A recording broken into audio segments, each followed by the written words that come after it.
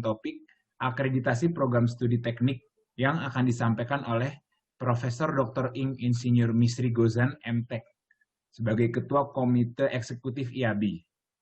Kepada Bapak Profesor Dr. Ing Insinyur Misri Gozan, MTek, kami silahkan.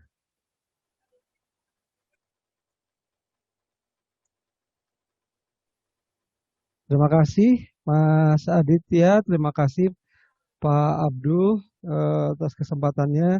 Yang saya hormati para pimpinan Badan Musyawarah Pendidikan Tinggi Teknik Sipil dan juga Pak Syamsul Arifin yang saya hormati. Sama-sama, Bapak. Saya menikmati sekali presentasi kedua bapak-bapak tadi, Pak Abdul dan Pak Syamsul. Terima kasih, Bapak. Ya, banyak memberikan pencerahan ya dan saya kira bagus sekali kalau semua Badan Musyawarah Pendidikan Tinggi Teknik mempunyai semacam data statistik ya seperti yang dibuat oleh Teknik Sipil ini, BMP TTSSI ini luar biasa. Saya kira akan mempercepat kemajuan ya, jadi kelihatan datanya. Makasih juga Pak Syamsul Arifin tadi, banyak sekali pertanyaan yang sudah terjawab ya di kepala teman-teman saya kira. Nah, mungkin mudah-mudahan nanti bisa membuka pintu diskusi. Dan saya mungkin akan, ya Pak, ya, saya coba ini dulu. Ini terlihat full screen ya? Sudah terlihat full screen ya? Sudah, ya. Sudah kelihatan Pak, bagus Pak ini. Kelihatan. Ya, baik. Saya keren Pak, keren. Keren ya. Nah, sudah, nggak takutnya nggak tampil gitu. Baik, jadi saya coba. Masa teknik sipilnya kelihatan ini Pak. Tadi sudah ada beberapa yang sudah disampaikan oleh teman-teman. Jadi saya akan coba mempersingkat, walaupun saya mempersiapkan agak panjang, tapi akan saya banyak skip ya mudah-mudahan. Jadi saya akan membahas seperti apa tentang akreditasi selama ini di Indonesia, lalu permasalahan-permasalahan utama yang dihadapi, lalu juga akreditasi oleh PI secara filosofisnya, perannya, strukturnya, ini di bidang teknik ya, lalu mekanisme akreditasi terakhir, mudah-mudahan masih sempat gitu ya.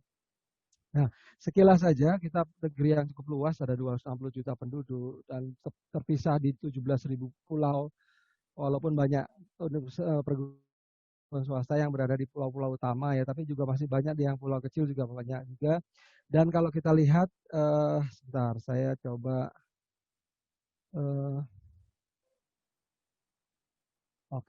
saya mau coba cursor tapi nggak kelihatan ya, nggak pakai. Baik, kalau lihat di sini kita punya sekitar 2,7 juta mahasiswa baru per tahun, ini pekerjaan besar sekali ya.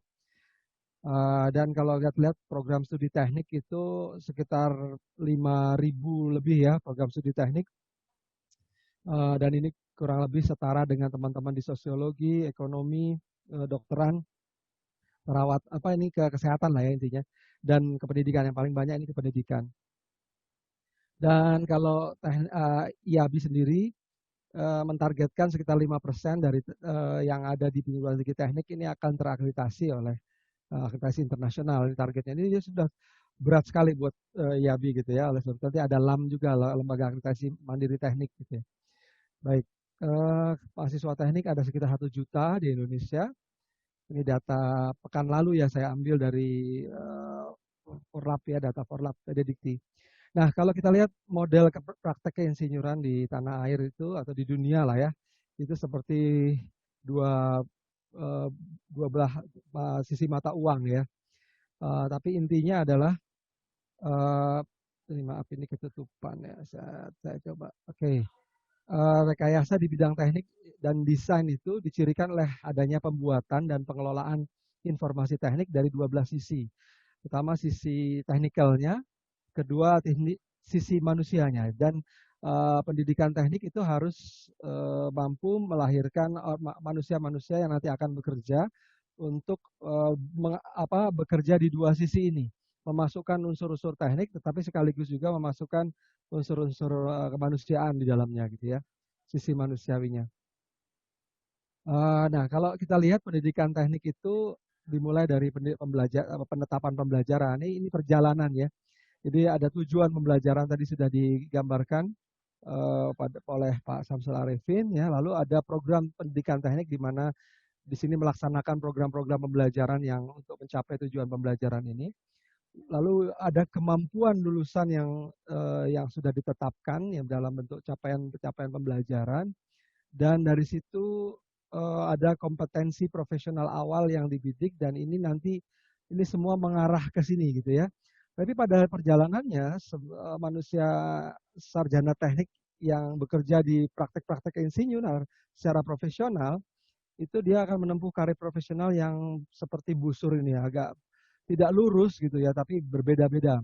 Agak berbeda, ini gambaran yang diungkapkan oleh teman-teman di Engineering Australia, saya kira bagus sekali ya. Kalau teman-teman kesehatan, di karir pertama, di hari pertama adalah sebagai dokter, ya di ujung karirnya dia juga dokter yang menangani kurang lebih pekerjaan yang hampir sama lah, kurang lebih ya. Tentu ada perkembangan-perkembangan sebagai perkembangan karir. Tapi intinya dia sama. Tapi kalau seorang engineer belum tentu seperti itu ya. Dia dimulai dengan karir insinyur yang sederhana sampai dia nanti bergerak di berbagai karir yang mungkin juga masuk ke level-level manajemen dan sebagainya, dan juga spektrumnya agak luas. Dia berpindah dari awalnya dia menangani masalah material belaka gitu, lalu di akhirnya dia mungkin menangani konstruksi yang jauh lebih besar kalau teman-teman di sipil gitu ya, dan mungkin juga dia masuk ke dunia yang agak berbeda juga tapi masih dalam bidang engineering. Nah ini semua kalau kita ingin menjamin siklus jaminan mutunya dalam pendidikan teknik itu bagaimana caranya? Nah ini dilihat dari International Engineering Alliance yang sudah membuat kesepakatan yang kita pahami sebagai Washington Accord. Mereka sudah menetapkan graduate attribute, apa yang harus dimiliki oleh lulusan gitu ya. Nanti seperti apa ketika dia bekerja sebagai profesional yang mandiri ya. Nah, ini akan menjadi masukan bagi penetapan pembelajaran teknik. Tapi sebelum itu tidak begitu saja kita terima seharusnya, karena ada kepentingan dan juga ekspektasi atau harapan dari baik itu dari nasional, komunitas profesi, institusinya sendiri yang sudah mungkin punya visi dan misi tertentu begitu ya. Lalu industri-industri terkait yang dibidik atau industri yang memberikan masukan, dan juga ada program studi yang melakukan benchmarking ya.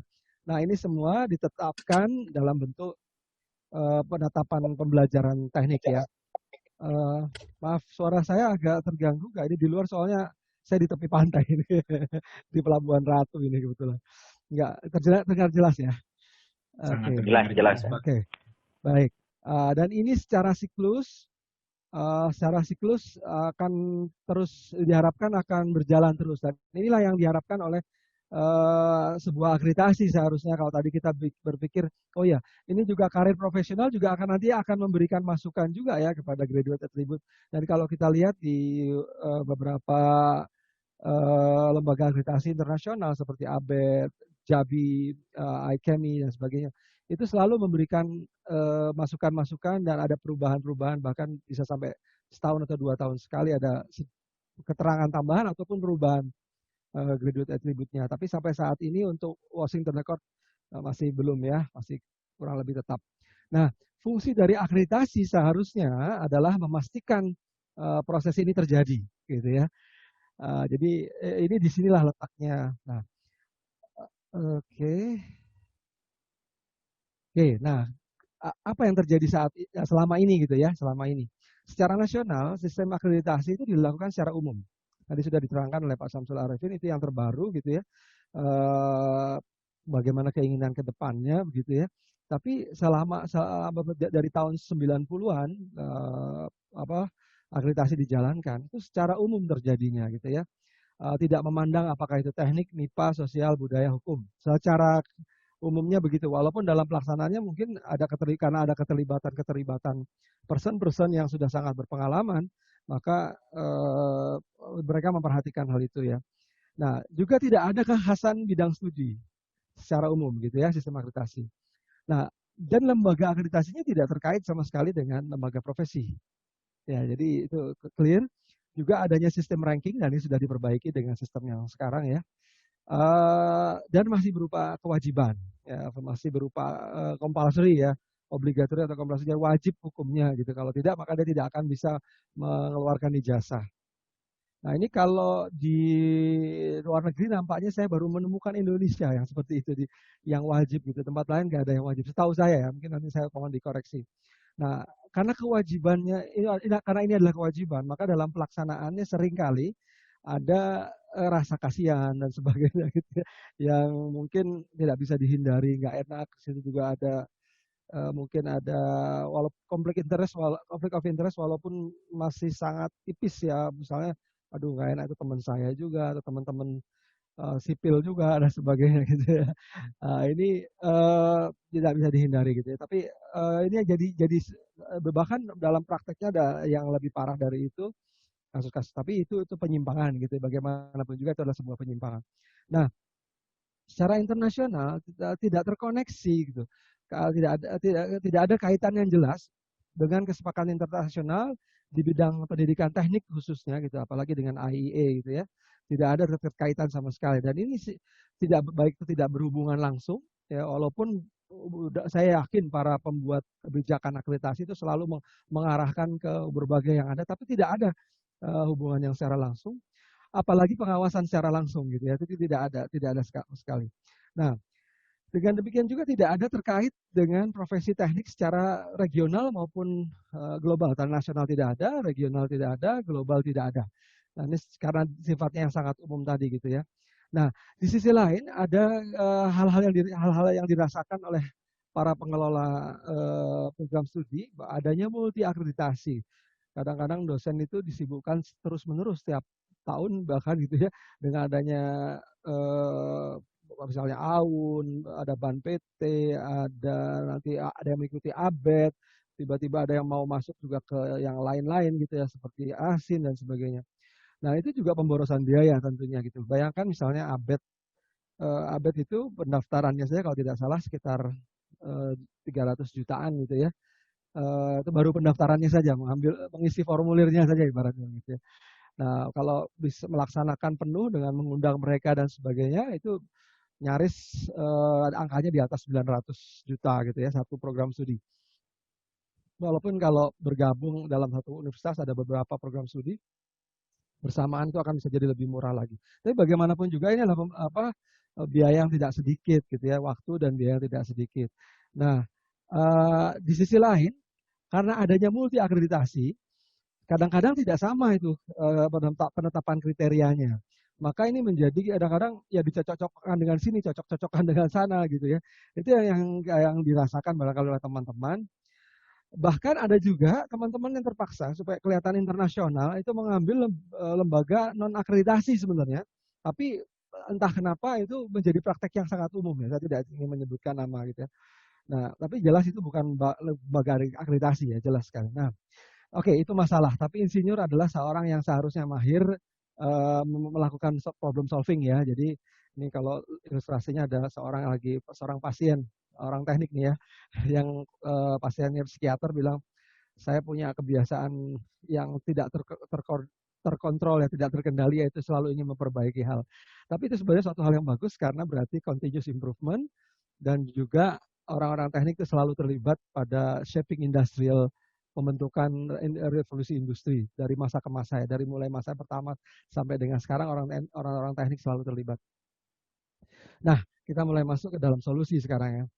Akreditasi dilakukan saat ini oleh PI. Kenapa demikian? Karena ada pintu masuknya sebenarnya. Undang-Undang 12 tahun 2012 pasal 55 ayat 6, akreditasi program studi harus dilakukan oleh badan akreditasi otonom yang dibentuk oleh masyarakat. Nah, ini ayat ini mengizinkan masyarakat profesional untuk memasuki ruangan akreditasi gitu ya. Nah, PI mempersiapkannya sejak 2013. IABI lebih dahulu ya. IABI lebih dahulu, nanti dalam perjalanannya LAM juga dibentuk oleh IABI, dan dengan dukungan dukungan legal dari dari berbagai asosiasi, baik itu asosiasi penyelenggara program studi maupun juga asosiasi yang lainnya. Nah, di tahun 2015 mulai diproklamirkan sebagai berdirinya IABI. Persiapannya sejak awal 2013.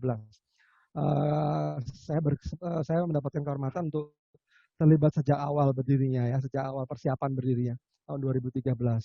Nah, ini akhirnya ditetapkan juga sebagai badan tetap di Persatuan Insinyur Indonesia.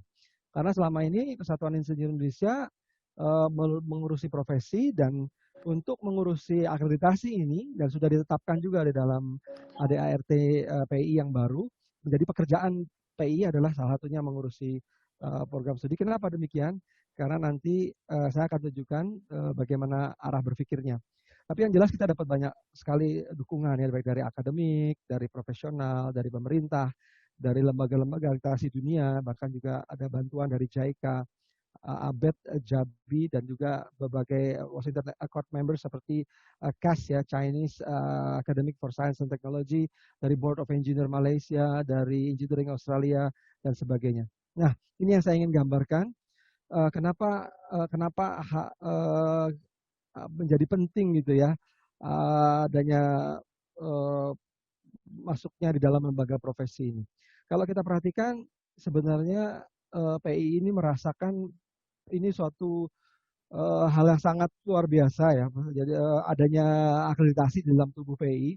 Karena kalau kita lihat dari rantai nilai insinyur, seorang sarjana teknik nanti dia akan masuk dalam engineer in training atau insinyur, ini mungkin diwakili oleh PSPPI barangkali selama ini ya.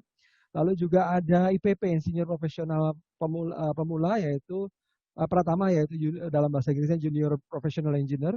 Lalu dia akan bergerak dalam karirnya nanti menjadi IPM atau IPU atau senior atau advanced professional engineer. Dan di ujungnya juga kalau bisa juga dia masuk ke dalam international recognition gitu ya. Baik itu yang dibuat oleh ASEAN Pacific atau ASEAN dan sebagainya. Nah, ini menjadi sebuah rantai nilai yang tidak boleh diputus gitu ya. Nah, selama ini barangkali sebelum 2014 ya, barangkali ya, itu hanya dari IPP ke sini ya, 3 mobil terakhir ini yang ditangani oleh PI. Nah, sekarang dengan perkembangan yang ada, rantai ini menjadi menyambung terus mulai dari basic pendidikannya gitu ya, yaitu S1-nya. Nah, itu hal yang patut kita syukuri. Jadi sebelumnya memang ada keterlibatan para professional engineer di dalam pendidikan teknik ada, tapi mostly adalah personal ya, atau pendekatan pribadi orang lulusan alumninya atau orang yang punya secara individual punya perhatian terhadap sebuah program studi, tapi personal gitu ya. Melalui diundang giving lecture gitu ya, lalu juga diundang untuk mengkaji kurikulum dan sebagainya. Sementara ada juga hal yang baik yaitu kampus-kampus teknik itu juga punya asosiasi program studi ya.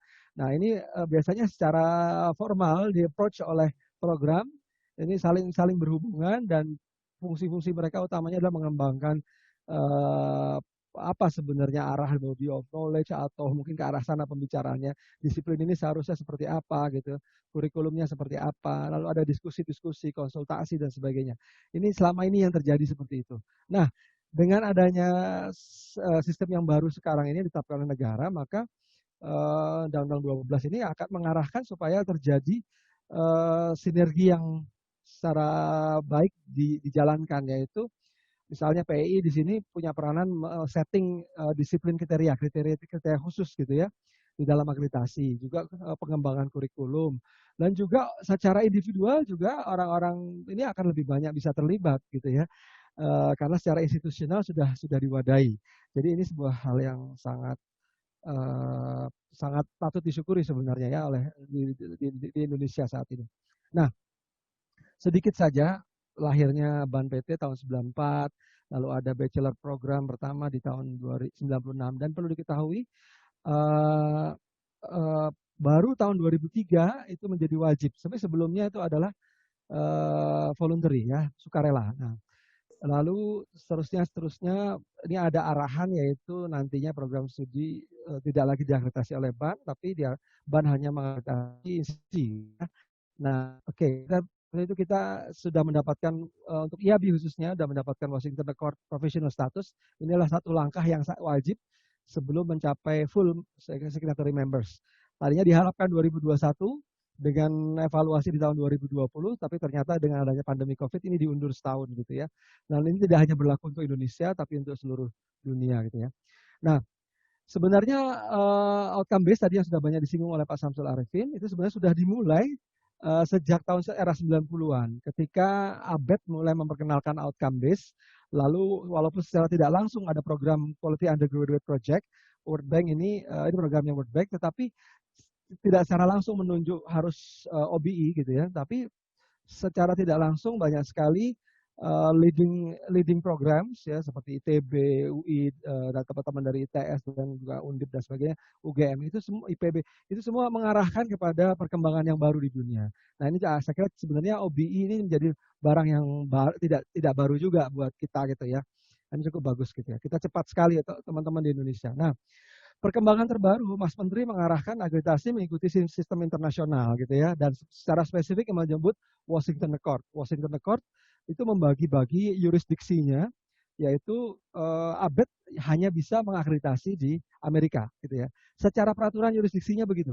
Kok masih ada ABET di Indonesia? Ya karena diminta saja oleh Indonesia. Jadi sebenarnya ABET sebenarnya tidak berwenang untuk mengakreditasi di luar negerinya. Tapi karena diminta ya nggak apa-apa, itu sebagai sebuah permintaan saja gitu ya. Nah, itu aturan itu ada di dalam aturan Washington Accord ya. Demikian juga dengan JABI dan sebagainya. Dan secara gentleman agreement sudah ditulis juga dalam surat mereka kepada kami juga, itu mereka menyatakan secara lisan maupun tertulis bahwa mereka dengan adanya IAB mereka mengakui bahwa berikutnya Washington Accord, kalau ada yang minta Washington Accord ya langsung aja ke IAB gitu kurang lebih. Nah di sisi lain perkembangan juga Mas Menteri juga dengan keputusan menterinya ini yang terbaru ini mengatakan ada Sydney Accord, Dublin Accord, Seoul Accord. Ini kita juga nanti akan mengembrace itu, dan kebetulan Seoul Accord sudah teman-teman yang melaksanakannya sudah bergabung di bawah IAB.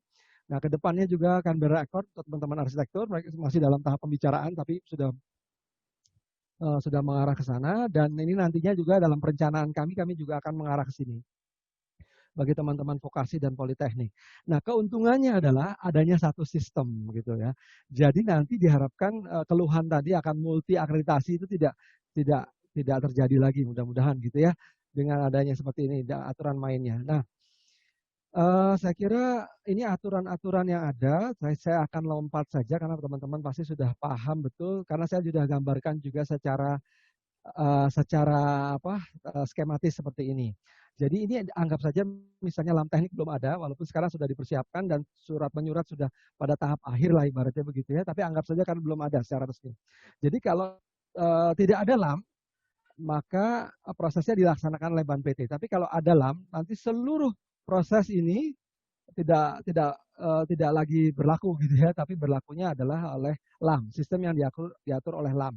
Tapi bagaimanapun juga LAM teknik akan berupaya untuk mengatur sedekat mungkin kepada dua sistem yang ada, yaitu sistemnya Washington Accord yang diadop oleh IAB maupun sistem yang ada selama ini dijalankan gitu. Tapi memang kita semua diarahkan oleh Mas Menteri ya sudah mengarah saja kepada dunia internasional begitu ya. Dan dengan adanya satu rumah semacam ini antara LAM teknik dengan IAB dalam tubuh PII, nanti saya akan gambarkan strukturnya, maka akan lebih mudah. Intinya kalau sudah diakui secara oleh BANPT secara unggul, maka dia akan berhak untuk masuk sebagai teman-teman dari IAB akan mengambil yang mentargetkan yang sudah diakui oleh BANPT A ataupun unggul ya. Kalau selama ini kan A. Nah, sekarang kita sudah mengarah kepada unggul gitu ya. Baik. Nah, alur akreditasi internasional ini sifatnya sukarela ya. Ini peraturan saya masih menyebut sebagai surat keputusan Mendikbud ya. Dan ini jadi aturannya seperti ini ya. Baik. Nah, apa sih manfaatnya akreditasi internasional atau akreditasi ini? Sebenarnya perbaikan berkelanjutan, akuntabilitas, meningkatkan daya saing, dan khususnya untuk yang internasional, akreditasi internasional berarti adanya pengakuan penyelarasan quality assurance dalam mencapai kriteria pendidikan berbasis hasil internasional. Karena begini, Washington Accord memang mengarahkan adanya memang didasarkan pada pengakuan penyelarasan ini agar tercapainya kemudahan dalam mobilitas ya para lulusan. Jadi memang sengaja dibuat untuk itu ya. Berikutnya yang untung juga bagi prodi adalah penghematan biaya, tidak ada multi akreditasi. Ya. Apa manfaatnya bagi para lulusan? Adanya jaminan pendidikan teknik yang berkualitas dalam memenuhi persyaratan untuk memasuki karir teknik profesional. Jadi nanti diharapkan lulusan yang program studi yang sudah terakreditasi oleh LAM Teknik maupun oleh internasional IAB itu semua arahnya jelas gitu ya, untuk memasuki karir teknik profesional gitu. Tidak lagi general tapi sudah sangat spesifik mengarah kepada karir teknik profesional. Lalu meningkatkan daya saing untuk bergabung dengan angkatan kerja secara nasional maupun multinasional, khususnya bagi yang menganut Washington Accord gitu ya. Nah, saat ini Washington Accord sudah sudah memiliki 21 signatories members ya. Dan beberapa lainnya sekitar 9 lainnya sedang menunggu, ada sekitar 9 baik dalam tahap profesional status maupun non profesional status. Tidak mudah juga loh mendapatkan profesional status itu. Ada yang sudah mendapatkan profesional status disuruh mengulang lagi profesional statusnya, ada yang sudah 2 kali mengulang tiba-tiba dibatalkan gitu ya. Tapi kita punya mentor yang cukup bagus, yaitu yang mentor pertama adalah JABED, Japan Accreditation Board for Engineering Education, dan yang kedua mentor kita yang sangat-sangat powerful adalah ABET ya. Jadi ABET sudah bersedia menjadi mentor kita ke depan. Baik, manfaat bagi industri adalah memberikan peluang bagi industri untuk memandu proses pendidikan agar mencerminkan kebutuhan saat ini dan masa depan. Dan dengan demikian meningkatkan mobilitas profesional juga. Industri juga dapat memanfaatkan lulusan dengan kualifikasi yang sama dengan lulusan penandatangan WA lainnya untuk proyek-proyeknya di dalam negeri maupun di luar negeri. Jadi nanti kalau mereka punya proyek di luar negeri dan sudah ada pegawai stafnya orang Indonesia, insinyur dari lulusan IAB gitu ya, yang terakreditasi IAB, maka mereka bisa klaim itu untuk tidak perlu lagi mencari-cari lulusan di luar negeri. Ini cukup bagus ya buat kita. Nah, sedikit saja terlewat bagian-bagian akhir, saya ingin menjelaskan bahwa sebenarnya di dunia untuk International Engineering Alliance itu ada 2 kesepakatan, yaitu kesepakatan di bidang pendidikan dan kesepakatan untuk pengakuan kompetensi perjanjian mobilitas. Nah, tadi saya sudah sampaikan untuk kesepakatan pendidikan ada Washington Accord, ada Sydney Accord, ada Dublin Accord. Saat ini, nah ini adalah untuk professional engineers, ini adalah untuk vokasi teknisi begitu ya. Nah, saat ini kita sudah, ini yang dikerjakan oleh PI. Nah, ini adalah untuk kompetensi perjanjian mobilitas ya. Ini peruntukannya seperti ini ya. Saya ingin mempercepat karena masalah waktu juga. Tapi yang jelas kita sudah menganut Washington Accord dan ke depan kita juga akan menganut ke arah Sydney Accord dan Dublin Accord. Ini yang dianut oleh International Engineering Alliance. Di sisi lain, teman-teman akreditasi internasional di dunia itu efisiensi juga. Jadi walaupun dia bidang teknik, tetapi dia menganut IEA, tapi juga misalnya untuk computer engineering misalnya, ya IAB maupun ABET itu mengarah juga kepada Canberra Accord, walaupun Canberra Accord bukan di bawah IEA, dan ini tidak bermasalah. Tentu nanti kriterianya agak berbeda gitu ya. Nah, tadi saya sudah mengatakan adanya kesetaraan dan ini adalah hal yang sangat substansial ya dalam kesepakatan Washington ya. Dasar perjanjian sistem Washington Accord adalah sistem akreditasi yang secara substansial setara, yang mengarah pada pengakuan program setara yang substansial dalam pemenuhan persyaratan akademik untuk praktik rekayasa di tingkat profesional. Lulusan program akreditasi di negara penandatangan manapun diakui oleh negara penandatangan lainnya telah memenuhi persyaratan akademik untuk masuk ke praktik rekayasa. Dan di dalam Washington Accord ada namanya signatory jurisdiction yang tadi saya sudah sampaikan. Jadi misalnya ini ada JABI, ABET, IAB. Ini punya jurisdiksi sendiri-sendiri gitu ya. Kita boleh saja diminta oleh misalnya negara lain, Vietnam, tapi sebenarnya kita tidak punya jurisdiksi di sana gitu ya. Dan seterusnya. Dan ini saling mengakui gitu ya. Saat ini membership-nya sudah 21 negara, ini kurang 1 ya. Perjalanan kami sudah cukup panjang, dimulai dari 2013, pembentukannya, ada pengembangannya. Lalu yang menarik ada di 2016 kita sudah mulai melakukan akreditasi. Waktu itu ada 5 program studi ya. Dan yang mengambil general accreditation sampai tahun 2017. Jadi 2 dan 3 gitu ya, 2016 2, 2017 3. Meledak di tahun 2018 ada sekitar 20 lebih sekitar hampir 50 ya kalau tidak salah ya. Nah, saat ini kami sudah cukup banyak ya, ada tahun ini sekitar 59 yang mengikuti program akreditasi oleh IAB. Nah, Pak Menteri juga, Pak Natsir waktu itu sudah merekognisi pada 2 Juni 2019, 26 Juni yang lalu, tahun yang lalu ya. Nah, tadi saya juga sudah sampaikan adanya permanent body atau badan tetap di dalam PI dengan struktur seperti ini, dan kita sudah juga mengarah kepada ini yang sudah berjalan adalah Washington Accord dan Solo Accord. Kita sudah berjalan dua-duanya, sudah praktek akreditasinya sudah berjalan. Ini untuk teman-teman komputer dan IT ya. Dan ini ada, nah saya ingin menggambarkan ini. Hal yang cukup penting bahwa di dalam tubuh PI nanti kita bertanggung jawab pada Ketua Umum PI. Ketua badan tetap di sini adalah saya, kebetulan. Lalu ada dua kamar, yaitu kamar internasional yang bersifat voluntary dan kamar nasional yang bersifat wajib gitu ya. Dan kita menginginkan ada pool of program evaluators. Nah ini bantuan dari teman-teman BMPT SSI ini sangat diharapkan ya. Karena kita memerlukan banyak sekali pool of program evaluator. Dan kita berharap pool of program ini nantinya, apalagi dengan arahan terakhir Mas Menteri kemarin bahwa sudah satu aja yang digunakan sistem kriterianya, yaitu internasional aja. Tapi tentunya kami akan menyesuaikan untuk yang tidak mampu untuk sampai ke tingkat internasional. Kita akan coba dulu ke sarana, kita akan lebih turunkan beberapa hal, tapi bagaimanapun juga kriteria untuk mencapai engineering itu memang yang benar itu memang cuma satu seharusnya begitu ya. Tapi kita melihat kenyataan lah seperti ini. Jadi, nah yang bagusnya adalah kita nanti ada komisi banding. Untuk di IABI itu semuanya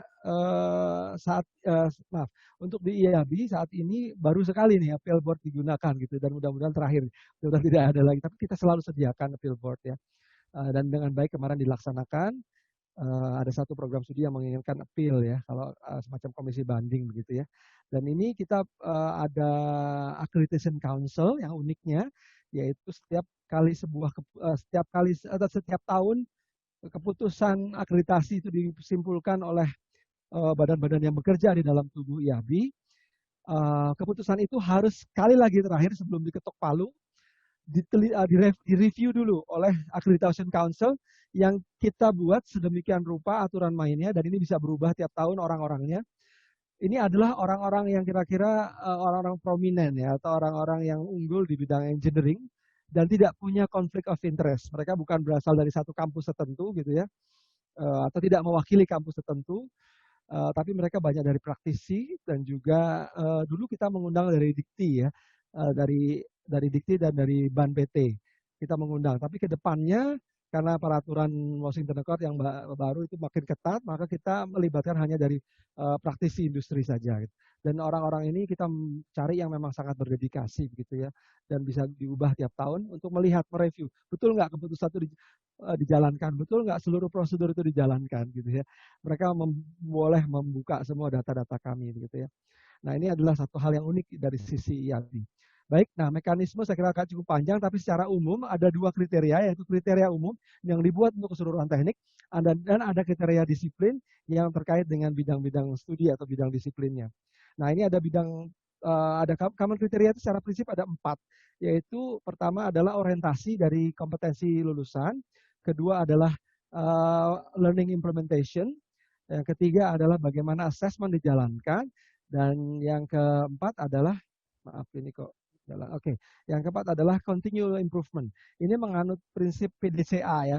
Saya kira kalau saya terangkan ini akan sangat panjang, tapi saya kira teman-teman sudah sangat paham dengan PDCA, dan ini adalah sebuah siklus yang berkesinambungan.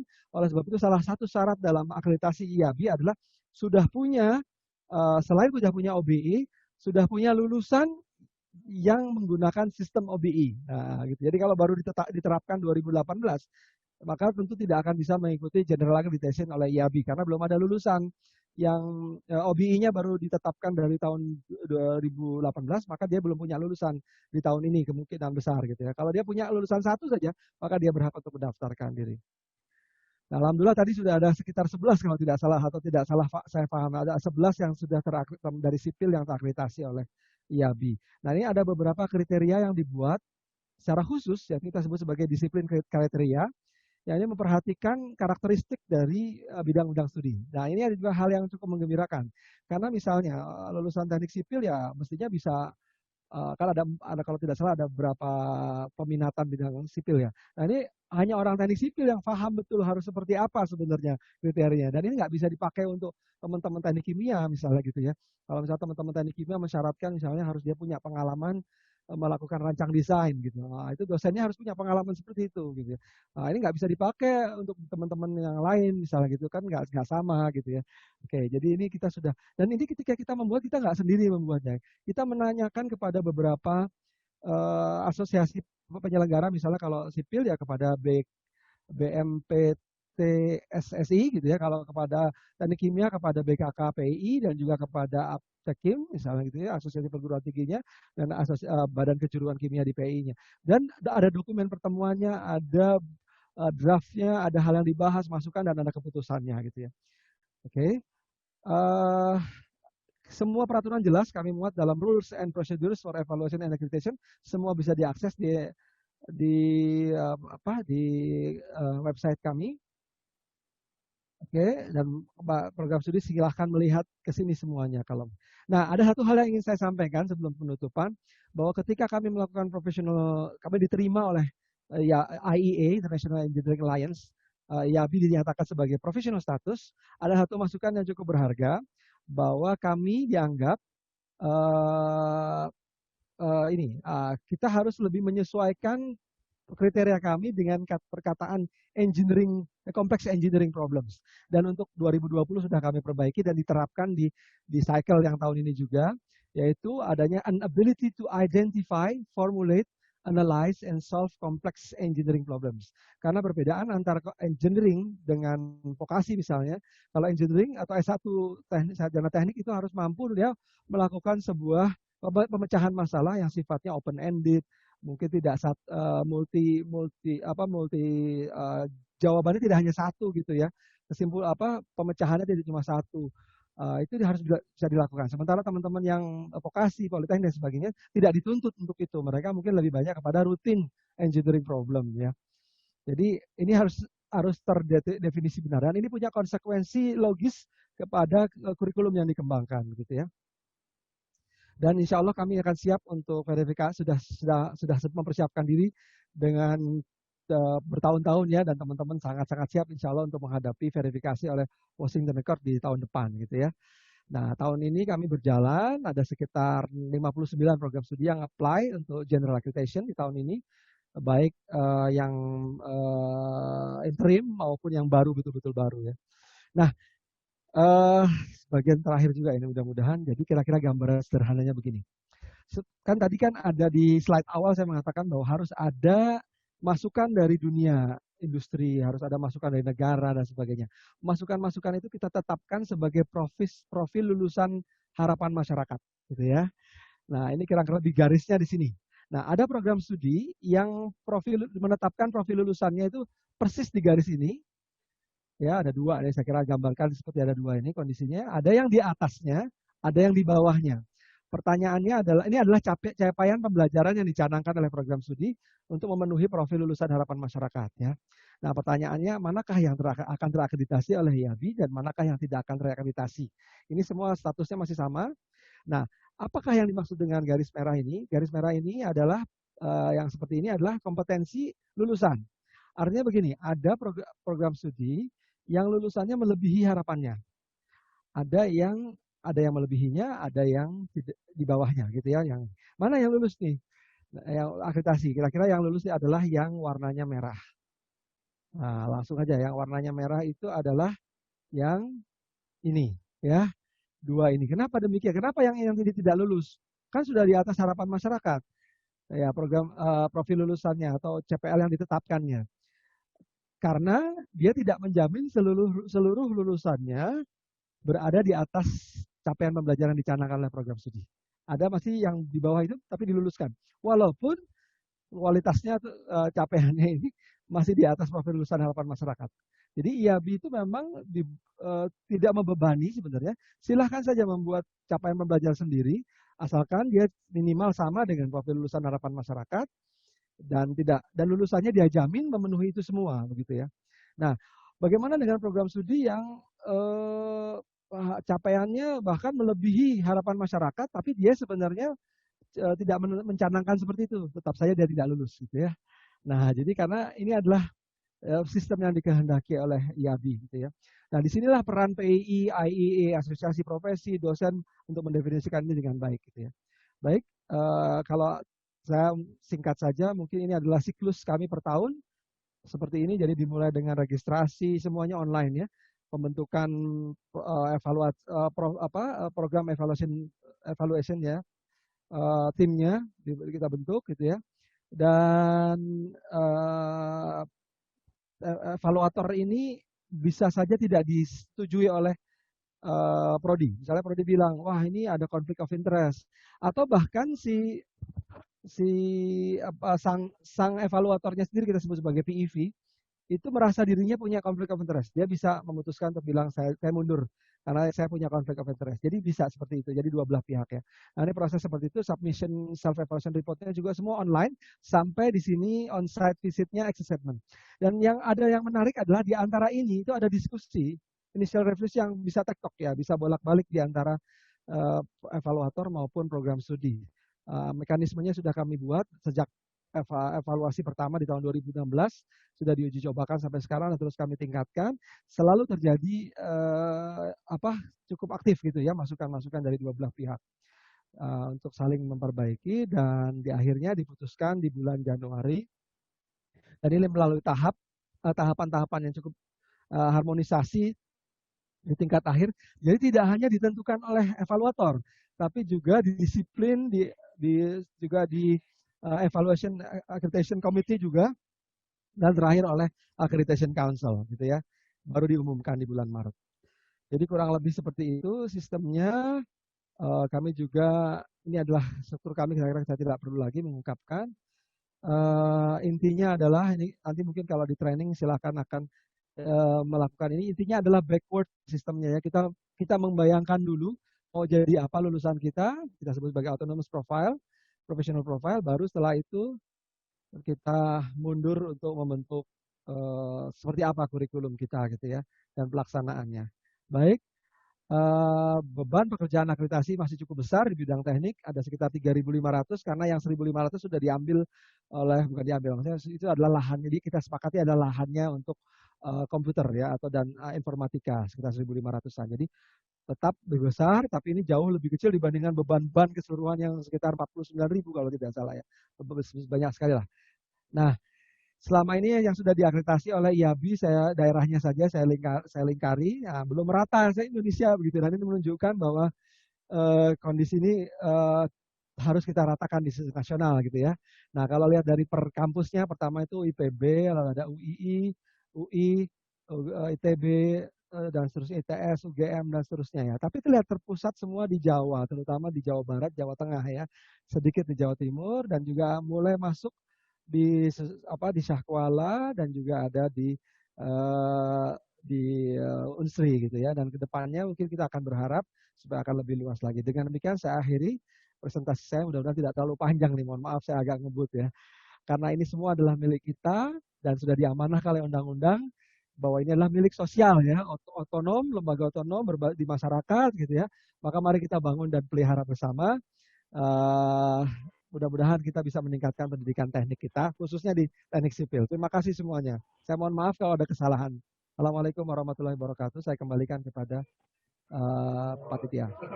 Waalaikumsalam warahmatullahi wabarakatuh. Maaf ini sampai 40 menit. Warahmatullahi wabarakatuh. Waalaikumsalam warahmatullahi wabarakatuh. Saya udah ngebut padahal. Terima kasih kepada Bapak Misri Gozen atas presentasi yang telah diberikan.